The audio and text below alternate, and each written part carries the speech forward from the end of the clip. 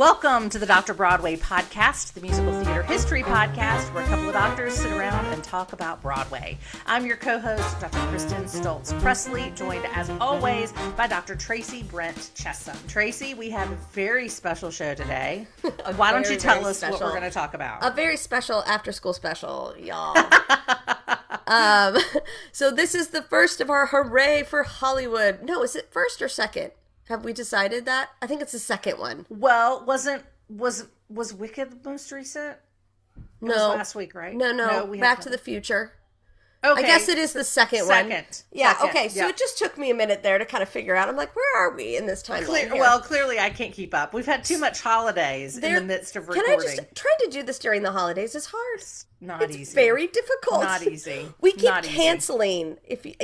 We keep canceling on each other, and usually it's for very good reasons. And it's like, oh my gosh, I have to leave tomorrow at like 6 a.m. to go, for this holiday trip. And what made me think I could do all these things? And I was like, who knew? Who knew? I know. And then I came back from our Thanksgiving, and I swear my house is like we're patient zero. My toddlers one of them got the croup that gave it to me, and then the other one got walking pneumonia and gave it to my wife. And we also gave it to everyone in D.C. that we went to Thanksgiving with. Like my wife's great uncle had to cancel his surgery because he has walking pneumonia now. Oh, no. Then we came back here and my parents picked us up from the airport. And so now my mom has it. Like everyone has it. So we are just infecting everyone as we go through life. And it's a lot of fun. So I told Kristin that I was going to try not to be a mouth breather. But if you are in the car listening to this and you hear Darth Vader, it's me. I'm sorry. I'm trying. We're just it's really bad. Anyway. But what are we doing today? We're talking about Beauty and the Beast. The great beast of Broadway. I'm so excited about this because it is just, we talk about everything as a watershed moment because it is. Like, everything is important, right? That's right. To us. Of course. Because it is. It's our podcast. Yeah. We talk about what we want to. There you go. I like that. But, this one's kind of special, I think. Because it just, the revitalization of the New Amsterdam and everything that it does, whether or not at the time we thought it was a good idea or not. It really, you have to go back to Beauty and the Beast and say, hey, some really, really special, interesting things started happening on Broadway around Beauty and the Beast. So that's right. That's where we are.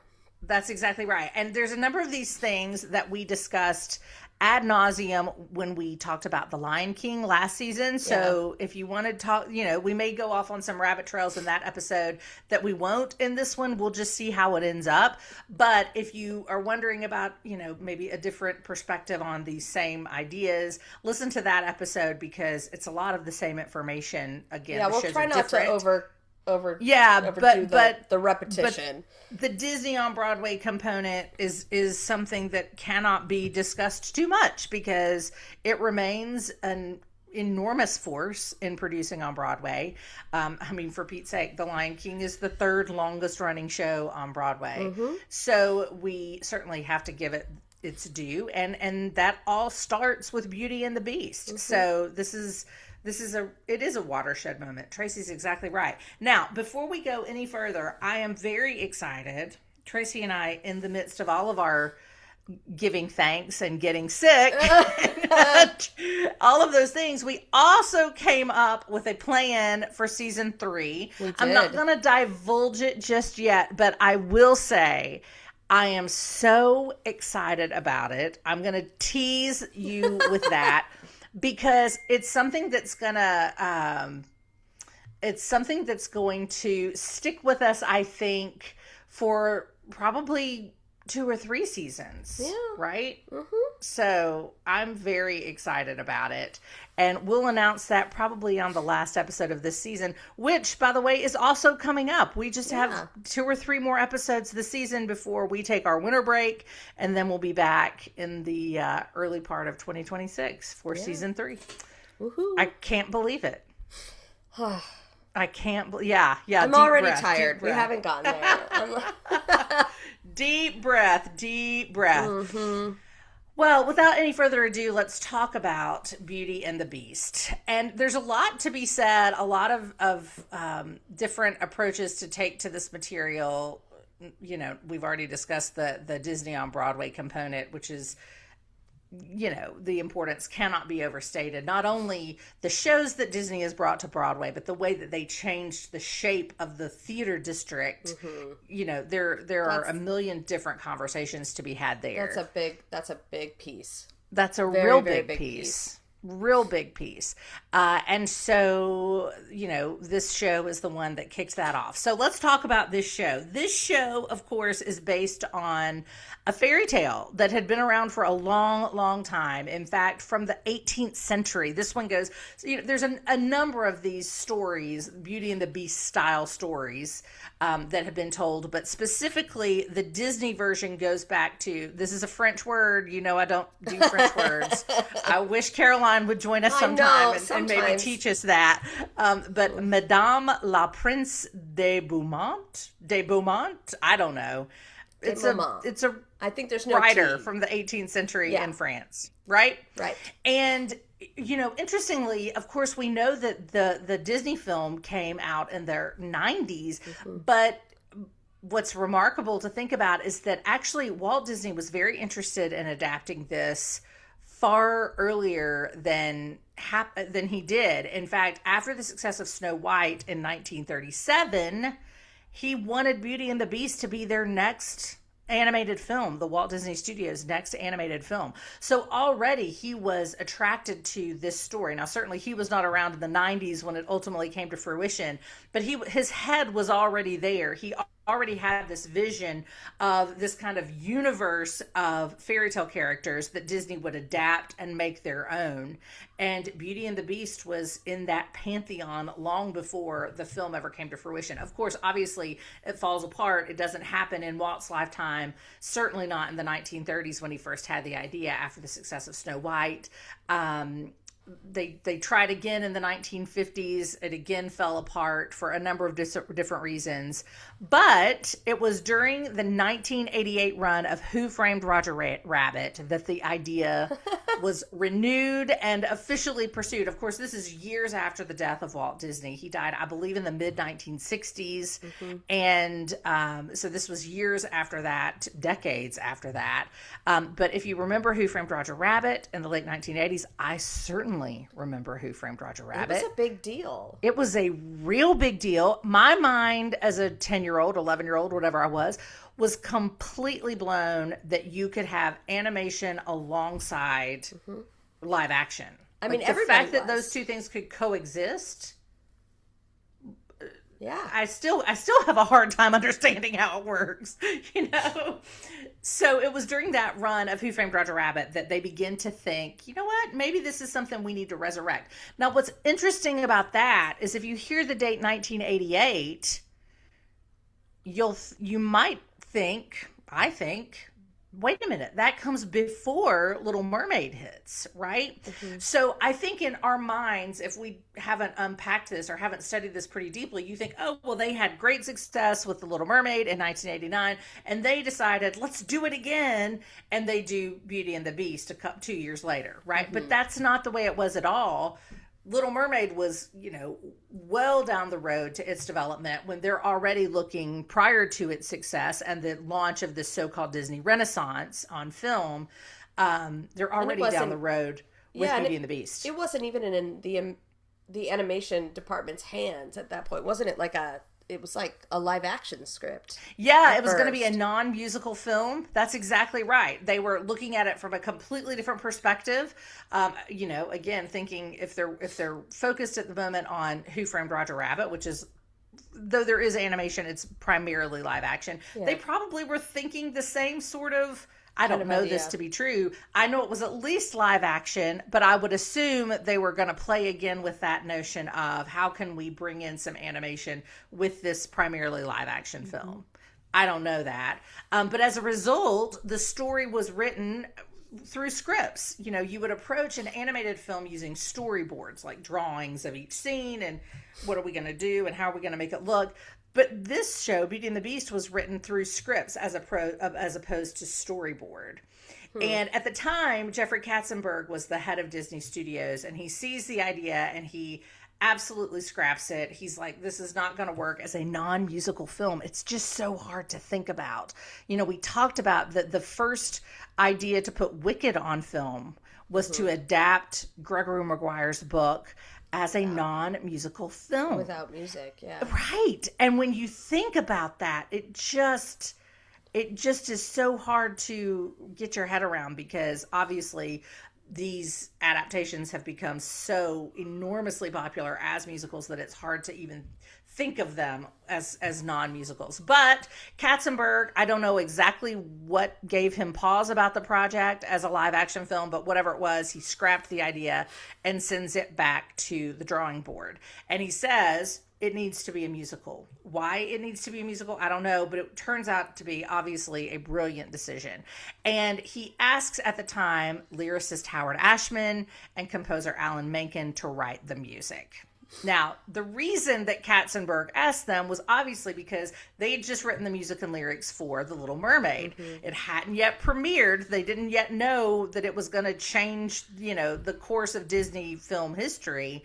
But he did know they built a really solid score for The Little Mermaid, and he assumed they could do it again for Beauty and the Beast. And the goal, of course, with so many of these Disney Renaissance films, it wasn't called that at the outset, but what we now consider Disney Renaissance films, is that it had to appeal to both kids and adults. That's the secret sauce, right? Yep. It's something that you as a parent can take your child to and enjoy every bit as much as your child. I remember by the time Little Mermaid came out, I was 12, but I was also a frequent babysitter. Yeah. And this was a film that I wanted to watch with the kids I was babysitting. All of these films, because I enjoyed them as much as the little kids I was babysitting for. I mean, so I told that story that I think in the Lion King episode, just that it's like I was part of a test audience for that's one right. of those, yes. You know, and it's you know, Kristin's very, very right. This was about making sure we could draft something that the whole family could see together and wouldn't feel like I'm going to a kids movie. Right. You know, and so the thing I walked away with more than anything, and I didn't realize this until I was much older, is when they were doing the questions at the end. So I saw The Little Mermaid, half of it was in pencil drawings, you know, like it was still the show, but it just wasn't all finished. And they did not care what the kids thought. They knew the kids were going to love it. Them talking over our heads and wanting to know what the parents did. Because what was interesting about it is that there weren't very many people allowed in the theater. But when the Disney people came forward and said, "Hey, I want us, you know, we're gonna talk. We need you to answer some questions now," instinctively, all the kids rushed to the front seats and all the parents sat back. And the guy ended up just kind of walking around us and coming and talking to them. And I remember going, I thought you wanted to talk to us about the show. Right. And I'm like 10 going, I have valuable things to say. Right. So, what am I, chopped liver? Yeah. And I was like, they just seem to care about that. And I was like, this is very interesting. So, yeah. Yeah. It's very much like, how do we build something that everybody can go see? And I think it was a brilliant strategy, and it ends up being brilliant for Broadway. Yeah. So no question. And we talked, I can't remember which episode we talked about. We were trying to think about musicals that even involved children. I think it was Sound of Music. Yeah. You were making that same point, that Sound of Music was kind of one of those early shows that kids and parents alike could come and they both found something to enjoy in it, right? So this is animation using that same prescription for success to entertain the parents, because the thinking is, if we can hook the parents, the kids are easy, right? The kids will like anything. The parents bring the kids. The kids don't get a choice. Like, if you want them to come to the theater, the parents have to come. That's exactly right. Exactly right. It's going to change because we've gone to streaming. I mean, think about that too. Yes. I mean, the way in which you marketed a film then was so different, because it's like you needed to be able to put something up on a screen or like marketing materials that the parents would be like, oh, I'm going to take my family to that to get them in the door in order to have a hit. Right. Whereas now you don't have to do that. Like, I mean, it's at everybody's fingertips. So I think that's why you see such a shift and a change in the tone of Disney kind of animation now, because we're dealing with a very, very different kind of marketing ethos. Yeah. So anyway, that's really for another time. No, but that's really smart. I hadn't thought about the kind of pendulum swing back now that we're consuming entertainment so differently. Yeah. Right? It's interesting to think about them studios having to kind of figure out, how to chart this course of how we consume media. Interesting. Very odd. Well, so at any rate, Howard Ashman and Alan Menken are approached about writing a score for what will become Beauty and the Beast. And Ashman, who is the lyricist, hesitates. He is very proud of the work that he's done on Little Mermaid, and he's very proud of the way that score and that film, though it wasn't yet released, he knew it and knew that it would appeal to both kids and adults. But he hesitates for a couple of reasons. One is they were already down the road with the development of Aladdin. Mm-hmm. Aladdin didn't premiere until after Beauty and the Beast, so it went Little Mermaid, Beauty and the Beast, Aladdin. But they were already working on that score, so that was one of the reasons. But the biggest reason was that he was stricken with AIDS, and Tracey has talked a lot about the AIDS crisis, and its impact. I mean, its impact is not even a big enough word. It's a crater, right, that it left on the Broadway community and the film community. Yeah. And so Ashman was dealing with severe health struggles, severe enough that when they finally convinced him and Alan Menken to work on the score for Beauty and the Beast, production was moved from London, where it had been being worked on as a film, to New York City, which is where Ashman lived. So it made it much more convenient for him to work on the score. And he dies about 8 months before the film premieres. Yeah. And so, very tragically. Yeah, and when it wins, it's the first time, for me, I remember being like, oh, this is a little bigger, as a small person with a small mind at that point. Right. Yes. I remember watching the Oscars that year and just being like, oh, he's dead. Yeah, oh, he's dead of AIDS. Yeah. Oh. I remember that too but the reason I remember is because for Aladdin, there were additional lyrics, right? Yes. Because Aladdin wasn't completed. So there were additional lyrics by, was it Tim Rice? I think it's Tim Rice. Yeah. So I remember thinking, wait a minute, why is it not just Alan Menken and Howard Ashman? I definitely remember that for sure. Oh. So he never gets to see the film, because he passes away before it premieres. But enough of it is put together before he dies that he's told it's great. You would have loved it. And somebody says, you won't believe how great this film is. Who would have thought, this person says, and Ashman says in response, I would. Yeah. He knew that this was going to be a great film, a great film. And one of the reasons why it was so great was because of the script by Linda Wolverton. Mm-hmm. And Linda Wolverton had been with it from the beginning when it was being prepared as a non-musical film. So before it was sent back to the drawing board by Jeffrey Katzenberg, Linda Wolverton was already at work on the script. She sticks with it through the transition. She works with Menken and Ashman in order to develop the script as a musical. And of course, it's a lot darker than, it's a lot different than the original. The original, like all fairy tales, is much, much darker. In fact, we talked on the Wicked episode about be careful about reading the book of, now, by all means read it if you are ready, but don't expect it to tell the same story that Stephen Schwartz tells and that Winnie Holtzman tells, right, in Wicked, because it's very different. To a number, every single one of the Grimm's fairy tales or the Hans Christian Andersen, they are horrifying. So scary. Like, one time I opened it up thinking, oh, I'm going to read this. No, I'm not. No, I'm not. No. It took it did not take very long for me to go, this is not for me. Right. Exactly. I was like, nope, exactly. Nope. Nope.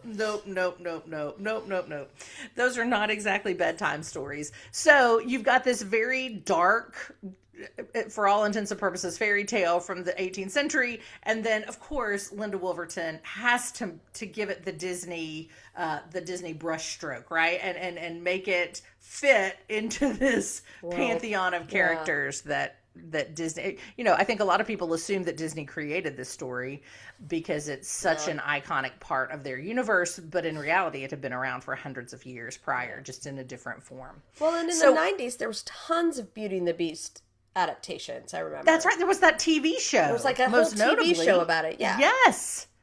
Live action, very dramatic. It was not a comedy. It was not for children. It was kind of like a soap opera, wasn't it? Yes, it was. Yeah, I just remember just being like, everybody loves Beauty and the Beast. Like, that's right. And I think it was Linda Hamilton, wasn't it? Wasn't she Beauty? Uh-huh. Yeah. Anyway. Yeah. She took a break from the Terminator films to make Beauty and the Beast. That. Yeah. Yep. So a couple of the ways that Wolverton changed things was, of course, it's not dark, but another thing that she did was that she adds the household items. So the things like Lumiere, the candlestick. Brilliant. In fact, for those of you watching on YouTube, you can look over Tracey's shoulder and see Cogsworth, the grandfather clock, right over her shoulder. So these, in part, the idea of these household items that come to life was borrowed from a 1947 film version of the story, but of course they Disneyfied it and made it their own, and that's where we get Chip and Mrs. Potts and what's the one, the wardrobe. What is her name? Oh gosh, I can't remember. It's Audra McDonald in the new version. I can't think of. I don't remember. I can't think of her. I can't either. I don't remember either. But at any rate, she's hilarious. I mean, the way in which it's just good. It was very good. Hilarious. So they add in the household items, which of course makes it more lighthearted. And they also added in a true villain in Gaston.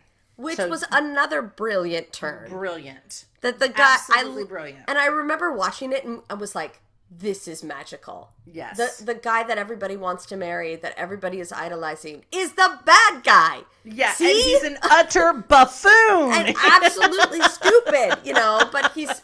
Yes. I loved it. Same. I was like, this is great. I know.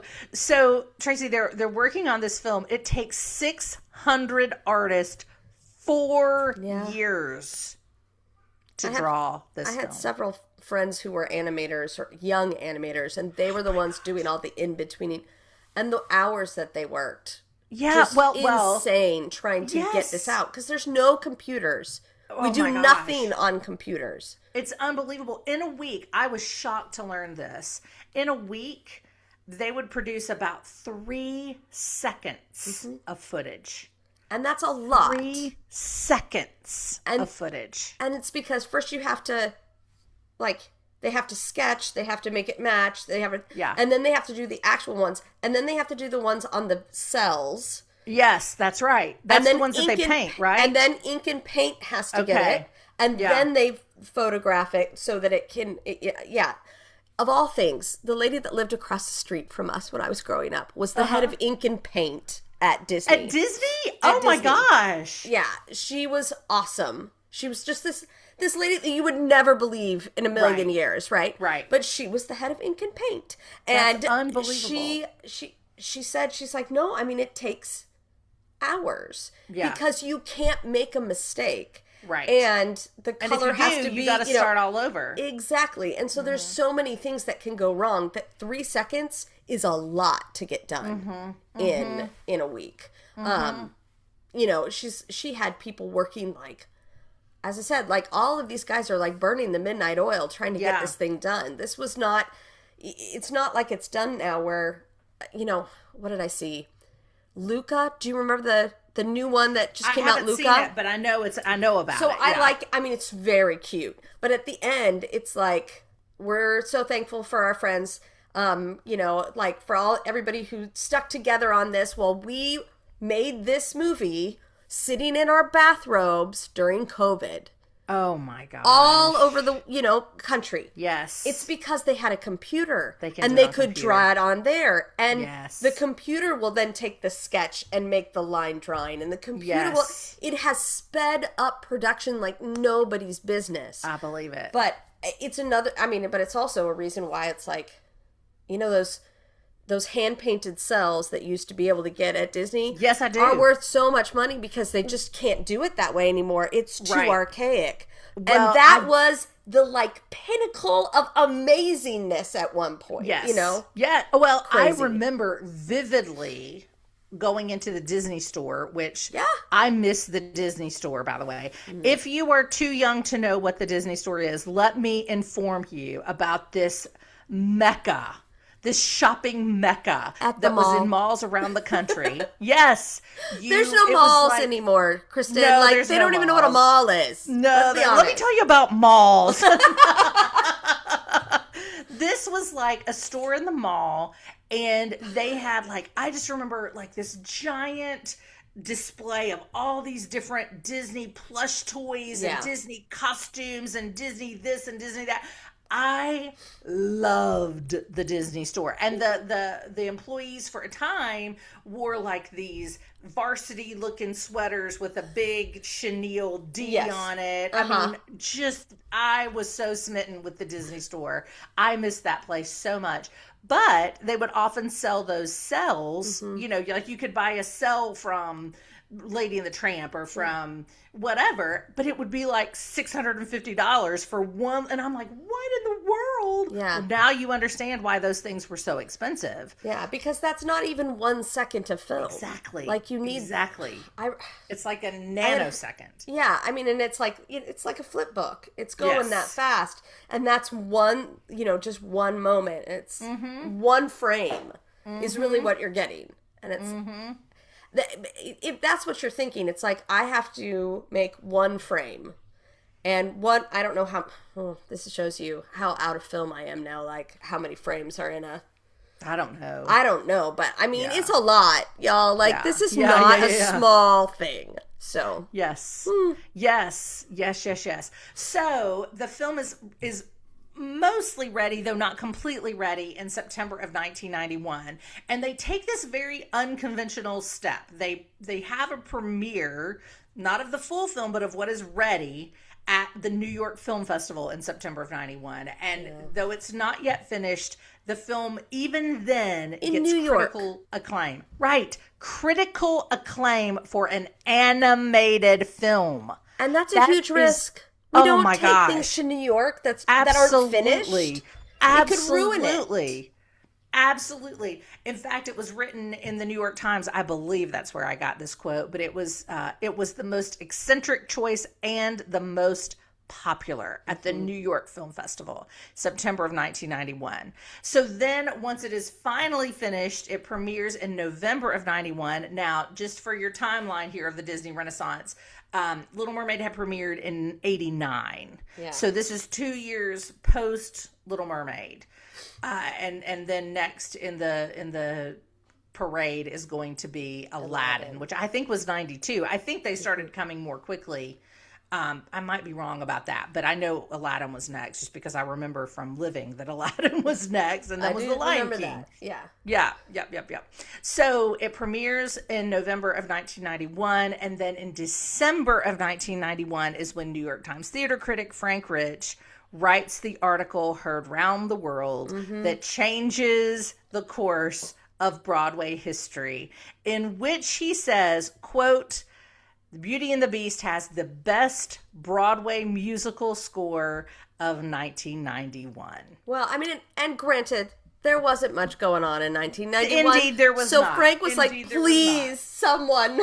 Yeah. Remember, wasn't he the one that was lamenting the end? Yeah, he was the one that was lamenting the end of the Broadway, of the American musical. Yes. It's dying. So that it's this little children's film is the best musical. I mean, so it's kind of tongue-in-cheek at the same time. It is kind of tongue-in-cheek, but it changes the world. Which, I mean, I don't know why he was so surprised. Macon and Ashman had done Little Shop of Horrors. Little Shop of Horrors already. Yes. I mean, they are a known commodity. There's a reason that Disney went and got them, because Disney was like, we don't know how to do musicals anymore. We don't have anybody who knows what they're doing. We need you. Yeah. You know, so it shouldn't have surprised him. So. Well, and I do want to kind of hammer this point home. You alluded to it just now, but you know, we've talked a lot about the as a result of AIDS, largely, Tracey pointed out early on in the history of this podcast, that the British mega musical takes over for the 80s. So it's the 80s. I mean, the 80s is the era of Cameron Mackintosh producing shows like Cats by Andrew Lloyd Webber and Les Miserables by Claude Michel Schoenberg and Alain Boublil. And we get Phantom of the Opera and Starlight Express, and then we get Miss Saigon. And so you've got all of these mega musicals imported from France or primarily England, London, coming over by way of Cameron Mackintosh. And then in 1991, that's why that statement holds so much water, because Frank Rich is saying there's nothing on Broadway that's American. This is good, but this little kids film is really good. But what that did was light a fire. Unintended consequence. Exactly. Mr. Frank Rich can be blamed for Disney entering. That's right. That's right. You know, on the Broadway regime. Right. All those who eschew the Disneyfication, so-called, of Broadway. And as I remember, he didn't like it either. He was like, this is ridiculous. What does he like? That's true. He did. I will say he did like Crazy for You. Yeah, I know. He liked your show, but that was about it. He did. But anyway, so Michael Eisner and other Disney executives hear this or read this, and like, money? Wait a minute. Yeah, like we have another potential revenue stream here. And they had, to be honest, been thinking about doing Broadway for a while. It makes sense, right? It just makes sense. They did it in their parks all the time. Right, exactly. So it only makes sense. But this was really kind of what got them to kick the can down the road, as it were. And the show was really set up for Broadway. In fact, Menken and Ashman, as Tracey pointed out, they had not had a show as collaborators on Broadway, but they had had a big hit off Broadway with Little Shop of Horrors that had been turned into an iconic film starring Rick Moranis and Ellen Greene and Steve Martin. Unbelievable film. I love that show so much, or that film so much. And so it had been approached like a stage musical from the very beginning, right? The way that it was crafted was very much like a stage musical. So the film, of course, makes several $100 million. It's the first film first animated film nominated for the Best Feature Oscar. So the best film. Another big deal. When that happened, huge. Do you remember? Everybody was like, "What?" Yes, like, and you'd hear people go, "You've got to be kidding me!" And then somebody'd be like, "No, it's so good. You really should see it." I know. So it's the first animated film nominated for Best Feature Oscar, and it wins 2 Oscars. It wins Best Original Score, of course, from Menken and Ashman, and then it wins Best Song for the title song, right? So this animated film has a lot of street cred. It has a lot of accolades, not the least of which are Frank Rich ironically calling it the best Broadway score of 1991. And so then, like I said, that's when executives at Disney begin to think, okay, this really is something. We've been thinking about it for a while, but let's move the ball down the field.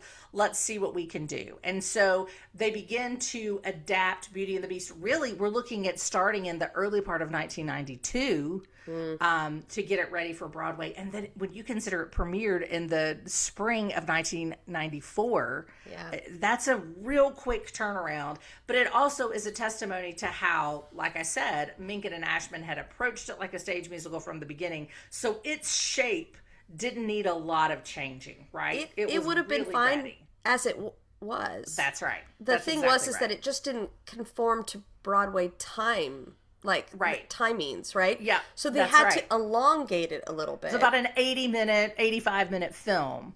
Yeah. So, and that was, this predated the time when now they could get away with an 85-minute show on Broadway. We're seeing 80 minutes, no we love those. You and I love those. Yeah. We're at the age when we love a show with no This is great. So we can go to bed early. Yeah. Beat the crowds back to the hotels. Oh my goodness, it's wonderful. It's the best. This is what's happened to us. I don't know. I'm not ashamed. I am not ashamed, though. So, at any rate, at that point, that was not the norm on Broadway. People were paying for 2 acts, by golly. And so they had to do a little bit of stretching. And it wasn't difficult to do. Of course, Wolverton, who had written the book for the film, also rewrote the script. And in that, she was able to really dig more into the relationship between Belle and the Beast. She kind of developed a whole new vision for those enchanted objects. And one of the things that she did was made them grow more and more like the objects as time went by. And what that accomplished in the telling of the story was that they had more of a stake in Belle and the Beast relationship, because they're growing more and more like a household object every time that these two people do not get together, right? So suddenly the stakes are a lot higher for them.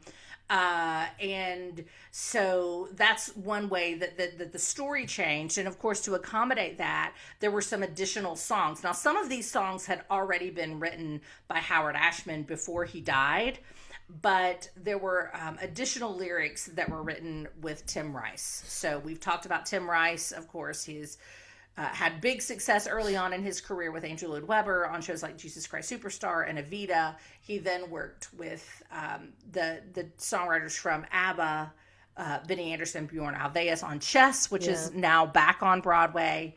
And Tim Rice is an entity unto himself. But he comes in, as he would later with Aladdin, and I believe he did all the lyrics with Elton John. He did, for, he's the one that Lion King. Yeah, so he then took the Lion King and got Elton involved. So Tim Rice comes in. Now, Alan Menken, as you can imagine, was very, very protective of the work that Howard Ashman had done, but he found a really steady collaborator in Tim Rice, a really respectful collaborator in Tim Rice. And so Menken is probably one of my favorite composers because he just strikes me as very, very loyal. Yeah. He's a loyal guy. And he seems to care about, intellectual property and that kind of stuff. When this came out as a musical and the 7 new songs were in the cast recording, I remember being like, they sound completely different. They sound completely out of place. My purist in me, I just can't. I mean, why would you even do this? This is so disrespectful. But I think that there was a point there in the fact that it's we're not trying to sound like Howard Ashman. Right. We need it to sound like, Rice and Menken. This is something new. And it can have the same flavor, but it needs to be them. It needs to not be a mimic of that because no one can mimic it. And I think that was a wise choice on their part because now with a little bit of time and distance and everything, you listen to that score and it does work together seamlessly. Nobody's business. It works perfectly. Absolutely. But it took so many years for me to get there. Yeah. Just because, we were all I think it wasn't just Menken. I think lots of people were a little bit protective of those songs. Of course. Well, it's the same exact, I've talked about my experience seeing Mary Poppins for the first time. Yeah. On Broadway and how offensive it was to me that it wasn't exactly like the film. And these songs sound nothing like the ones that now you're trying to put them next to them. Oh my goodness. How could you? But, now that I know the story about why that is and P.L. Travers and Cameron McIntosh and deals that were made and et cetera, et cetera, et cetera. Now I can enjoy it for what it is, as opposed to being offended that it's not exactly like what I wanted it to be, right? And so, yeah, I do remember Beauty and the Beast being one of those that you're like, wait a minute, I'm sorry, I don't know this Human Again song. Yes. What's that all about? You know?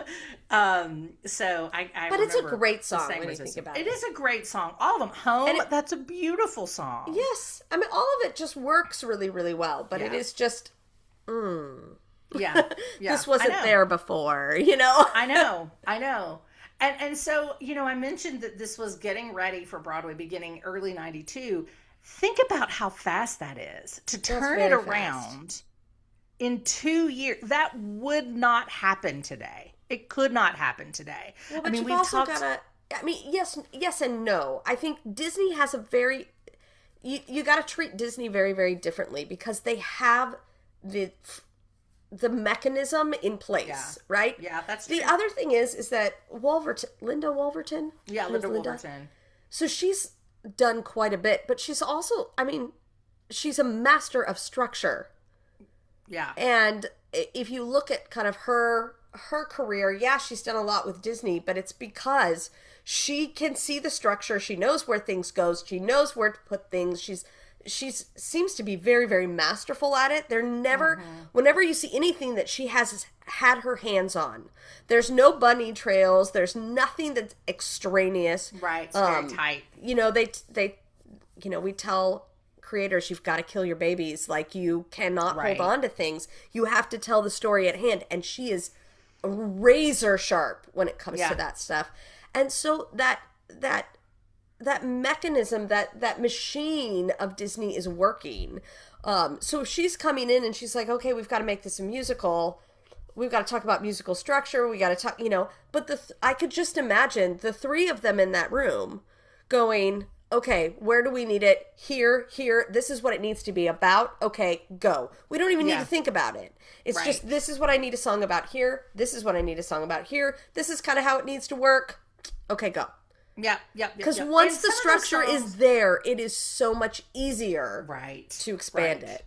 Yeah, and like I said, that's how Menken and Ashman had approached it from the beginning, was as a stage show. So that was very much it was all there. Yeah. And some of the new songs had already been written, like they'd been cut from the film. Yeah. And then there were others that were written brand new. So, but another thing too was that it was their current project. It's not like they had gone away and then we're all coming back to it. Yeah. It was very fresh on their minds, you know, so I think that also had to help in the turnaround time. But it just seems so unbelievably short given the timeline that most shows have today. Well, I mean, I think it's short just because of the amount of time. Like, the only reason it was 2 years was, like, hi, Disney and all of your money. Like, it only took 2 years to do the new Amsterdam. Well, like, it didn't premiere the new Amsterdam. Oh, it didn't. You're right. No, it was at the Palace. It was at the Palace. Oh, you're right. Yes. It started, and then because I was like, well, 2 years is nothing for that. You're right. For the show. It's the theater. Right. Yeah. So the new Amsterdam opens in 97 with King David, which is like a couple of days. Song. They do an oratorio. It's like, does everything work?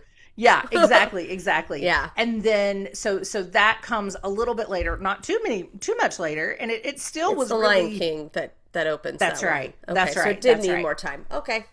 So Beauty and the Beast is very quickly readied for Broadway. And it premieres, like I said, at the Palace Theater.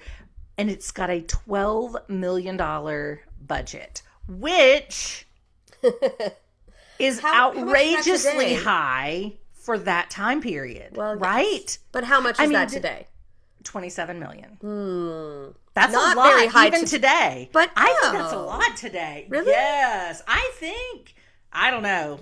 Well, they're spending $20 million to remount Cabaret, and it's already a show. That's fair. That's very true. That's true. They're not building it from the ground up. That's very true. Yeah, that's true. But and they don't have to transform a animal to a man, right? Well, just to give a little bit of context, when they made Crazy for You in 1992, it was like $750,000. Well, all they do is sit on like chairs, dude. Like right. Right. Tap dance. It's adorable. They tap dance and sing Gershwin, right? Yes. but that tells you just why when it was announced with a $12 million price tag. Yeah. Like, that number was enormous. I remember everybody freaking out. Like, freaking out because everybody was like, oh no, Disney is going to blow up on Broadway. Right. Like, it's just going to become a theme park. And Broadway isn't going to be serious anymore. Right. And this is all Frank Rich's fault. Right. Send your hate mail to Frank Rich. Yes. Exactly. So it's a $12 million musical, which is the modern equivalent of $27 million. And it premieres at the Palace Theater. Now, it's the most expensive musical in Broadway history until that point. Yeah. So, I mean, it's just unbelievable. Now, the record had been held by Miss Saigon. Remember, that's the one that has a helicopter that flies in, you know? So, Miss Saigon had been produced for $11 million. Some contend that though it was announced that it was a $12 million musical, it was actually more like 16 to 19 million. But of course, Michael Eisner, one of the big executives at Disney at the time, was like, oh, but it wasn't even 12. What are you talking about, 12 million? Well, because it's not a production. It was 12 million. but it's not even a production. It probably would have been 16 to 19 million if a production company like, I don't know, like the Schuberts tried to do it. Without the apparatus, the apparatus. Yeah, the apparatus was already there. Right. So they're like, it didn't cost that much. Yeah, because they've got all the players in place already. These people are already on the payroll for the animation. So we don't, it's all good. That's right. And I don't even know. I mean, just chump change. Yeah. You know? But he was always like that. Yes. Eisner was always like, Yeah. Yeah. So the show gets as its top ticket price $65. Before you ask, I'll tell you, it's the modern equivalent of $142, which is right on par with the average ticket price these days, which is about $135. So it's right there.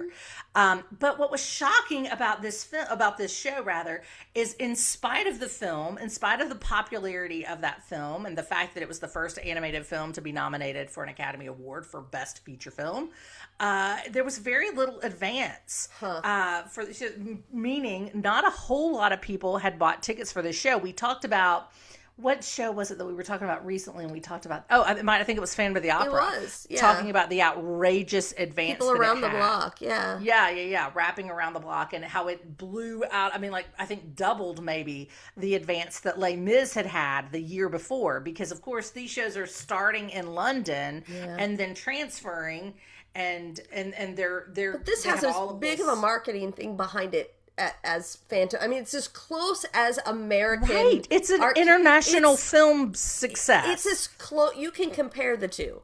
Like, it's as close as we get to kind of what they were doing. But notice, like, who buys the advance? Like, who stands... Again, this is not people on the computers being able to buy tickets from all over the world. That's right. The people who are buying advances in the early 90s are people who are living in New York, and New York are locals. Skeptical. Yeah, absolutely. They are very skeptical, and so that doesn't surprise me. It's not tourists buying advance tickets. No. Right? Because they're just they're just coming into town. And when the tourists get there and they can get tickets to it, it's great. Yeah. But of course it goes like gangbusters when it finally premieres on Broadway in April of 1994. The reviews were mixed, not surprisingly. In fact, one writer wrote, hardly a triumph of art. So the show, that is hardly a triumph of art. But this very astute critic, whose name I did not write down for some reason, this critic nevertheless surmised that it'll probably be a whale of a tourist attraction. It is Las Vegas without the sex, Mardi Gras without the booze, and Madame Tussauds without the waxy stares. You don't watch it, you gape at it, knowing nothing in Dubuque comes close. Well, yes. But see, Disney magic. And that's why it had very little advance. It's like, crap. Right. This is gonna change everything. I mean, I think everybody knew that. It's a theme park show. Yeah, well, that's what they thought. That's what they thought. And then they got in there and it had heart. Much more, because it's like, I grew up going to Disneyland in California. Right. And seeing all of the park shows. they're very, very different in kind of, I mean, it's not the whole show. It's, you know, these like pared down versions. 25 minutes. But you don't, you know, I mean, it's not something that grabs you and takes you in. It's something for you to gawk at with your little kiddo. Look what they're doing up there. That's right. It was not that. And I think that's what everybody was afraid of. I don't know. Disney needed to, I mean, they needed to do their time in many ways, like to prove that it's like, look, no, we actually want to do like serious legitimate stories, musical theater, like, you know, that is part of a grand American tradition. I don't want to bring Mickey Mouse and put him on stage to tap dance. Like, they needed to prove that, and you know, it was something that they did prove pretty quickly, but it is not something that people just gave them. People were terrified of what was happening. Right. And one reason for that was the New Amsterdam and the development of that, which we'll get to in just a minute. But before we do, I want to point out that in spite of the skeptical reviews, in spite of the lack of advance ticket sales, the show was nominated for 9 Tony Awards, which is very healthy. It only won 1 Anne Holt Award, one for costuming. Of course, not surprisingly, those costumes are unbelievable. Amazing. Not only are they breathtaking to look like, but they're functional, right? Yeah. They're just unbelievable. So she wins the Best Tony Award for costuming. The show closes July 29th of 2007 after 5,462 performances. And to this day, it's the 10th longest running musical in Broadway history. Yeah.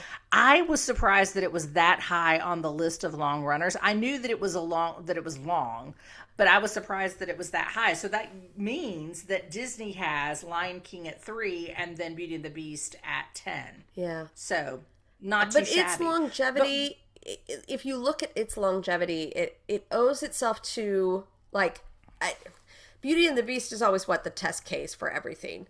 I look at the length there and how they tried to market Beauty and the Beast. And at first it was just, this is the musicalized version of this, you know, great family film.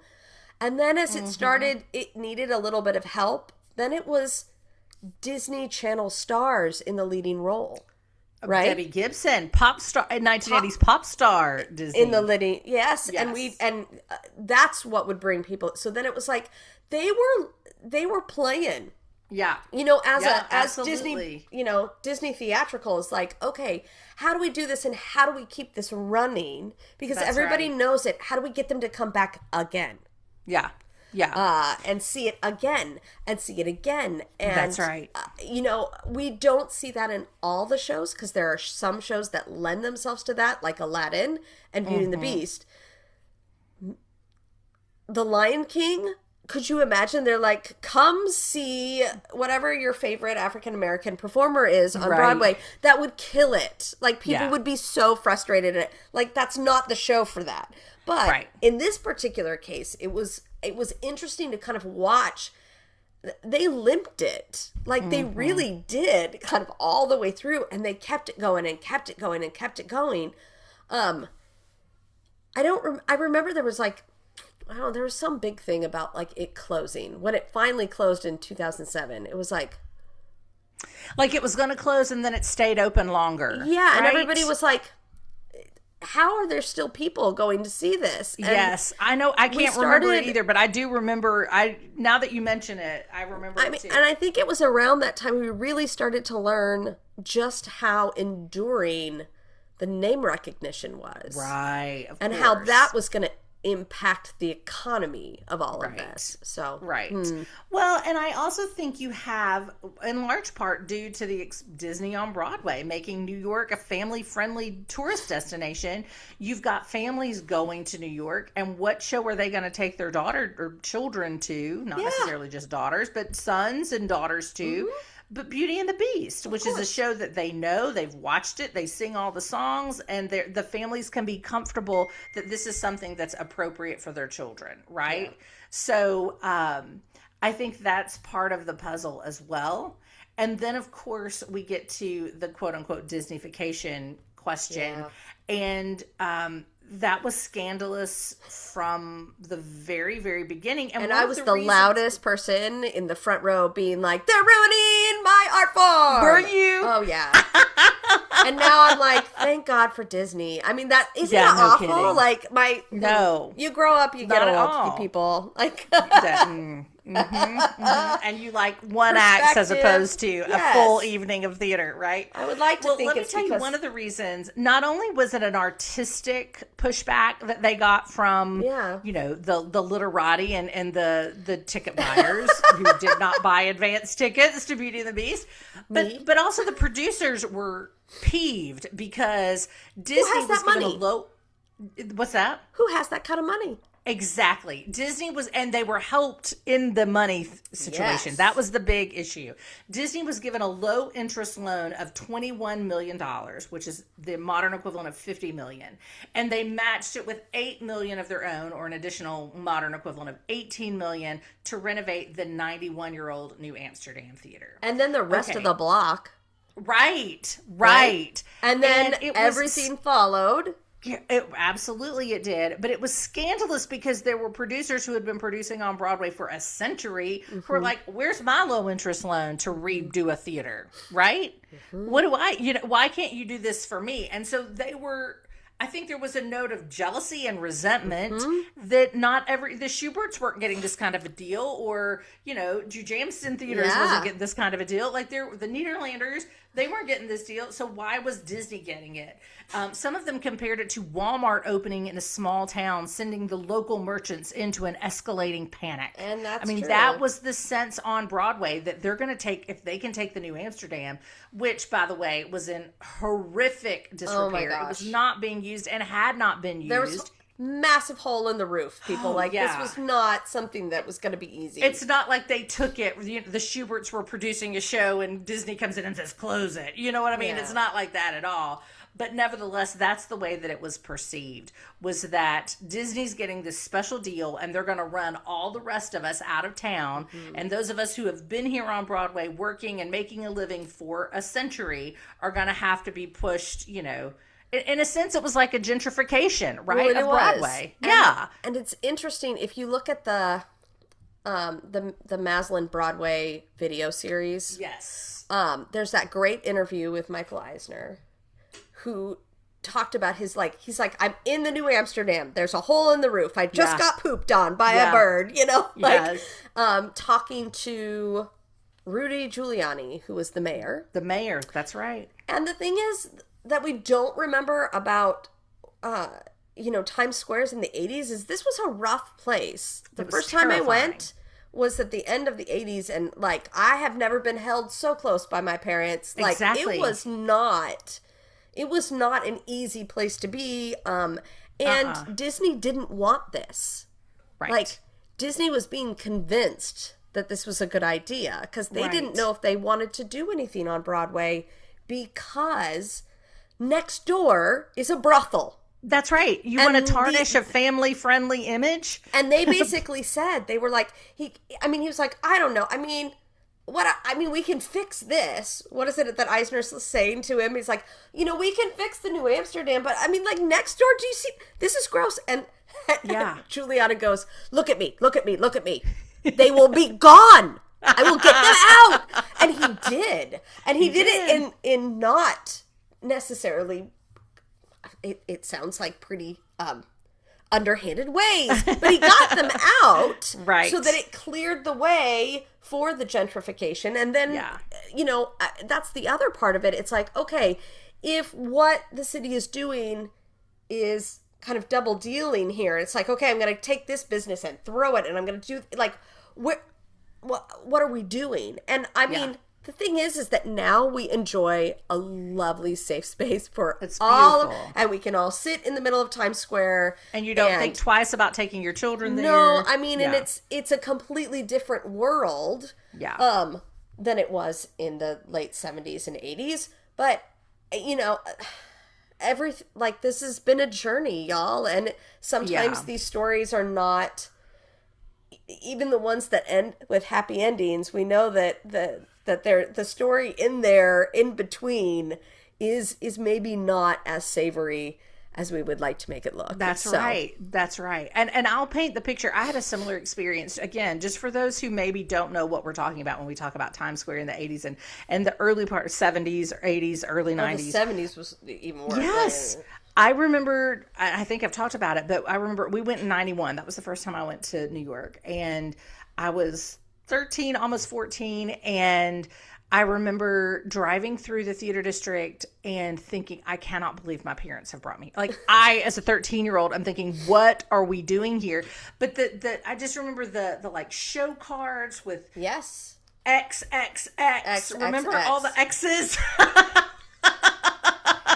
It was girls, XXX. I mean, I just remember thinking, oh my gosh, what are we doing here? So I lived in California. That was what Michael Eisner was saying. We can't ask families to come here.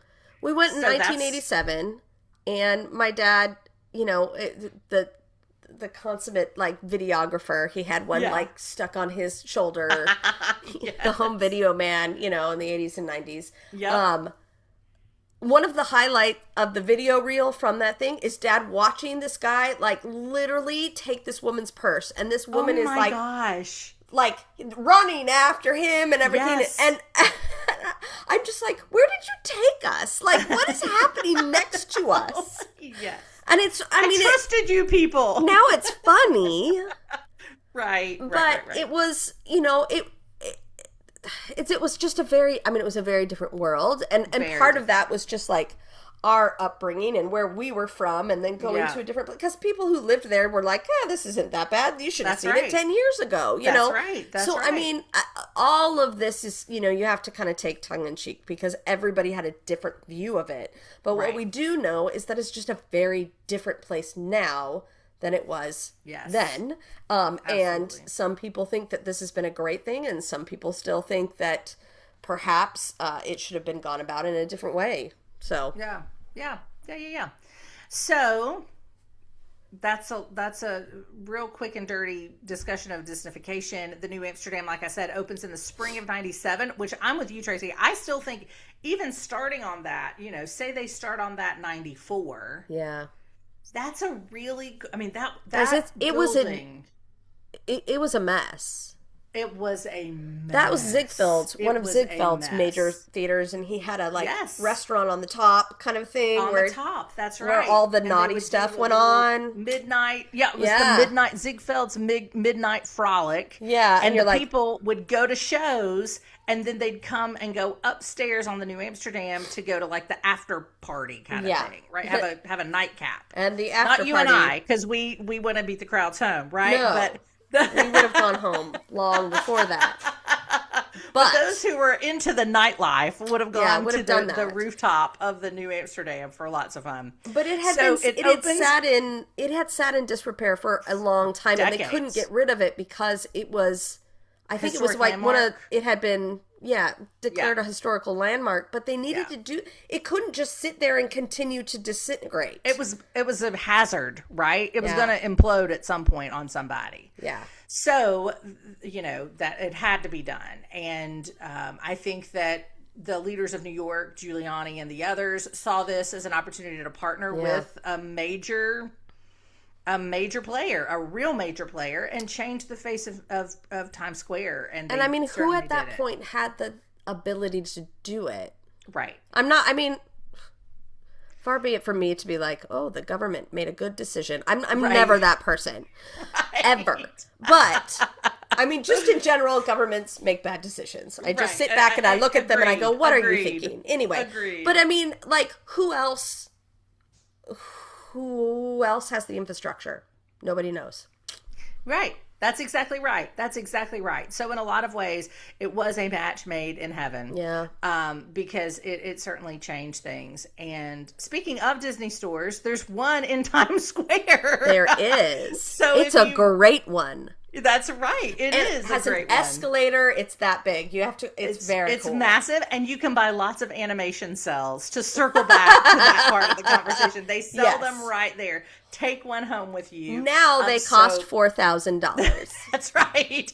If you do the inflation calculator, you can see that for yourself. So the new Amsterdam Theater opens in spring of 1997, like I said, with the King David Oratorio, which plays for like 3 or 4 nights. Not much. I think it's in May of 97. And then, of course, the theater officially opens with The Lion King, which played there for several years before Mary Poppins moved in, and now Aladdin is there. I think, wasn't there another one that was there very briefly?